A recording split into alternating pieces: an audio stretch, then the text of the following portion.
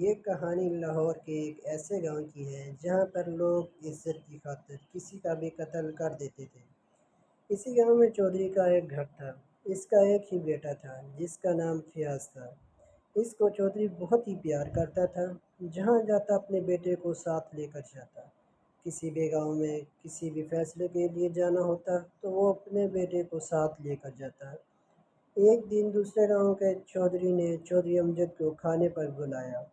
اس کا بیٹا فیاض بھی اپنے والد کے ساتھ کھانے پر گیا۔ جب چودھری لیاقت کے گھر گئے تو اس کی دو بیٹیاں تھیں۔ اس کی بڑی بیٹی بہت خوبصورت تھی۔ جیسے ہی چودھری کے بیٹے کی نظر اس پر پڑی تو اس کو اس سے پیار ہو گیا اور اس نے سوچ لیا کہ میں اسی سے ہی شادی کروں گا۔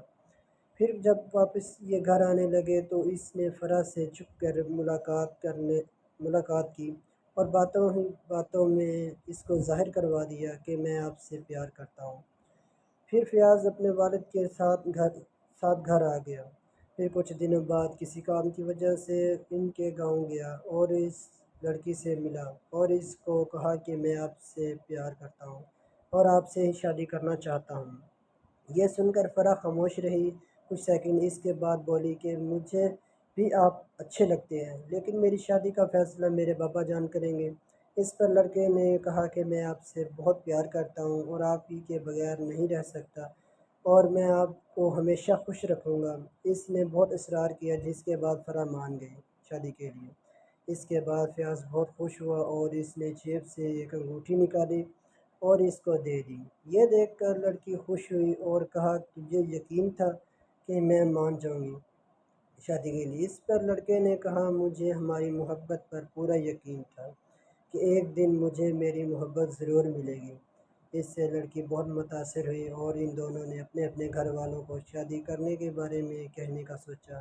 جب لڑکے نے اپنے بابا کو فرح سے شادی کرنے کے بارے میں کہا تو اس کے ابو نے اس سے شادی کرنے سے انکار کر دیا۔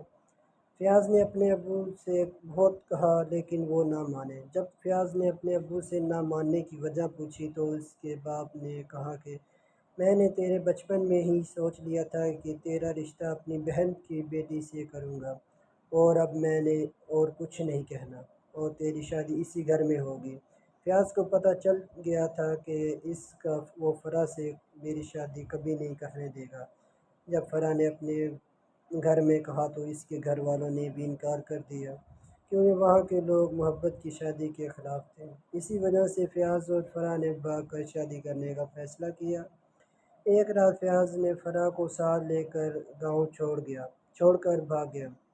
جب صبح آئی تو سارے گاؤں میں ہلچل ہو گئی۔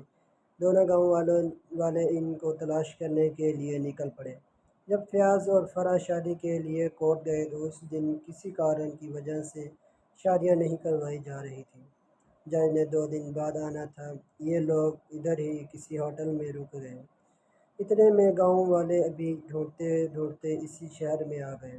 جب یہ دونوں اگلے ہی دن کورٹ سے شادی کر کے باہر آ رہے تھے تو کورٹ کی سیڑھیوں سے ہی ان کے گاؤں والوں نے ان دونوں کو پکڑ لیا اور گاؤں لے گئے اور اگلے ہی صبح پنچایت بلوائی گئی جس میں چودھری شہباز نے ہی فیصلہ کرنا تھا۔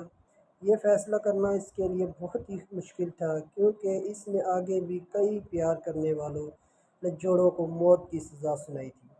آج اس کا اپنا بیٹا اسی جگہ کھڑا تھا۔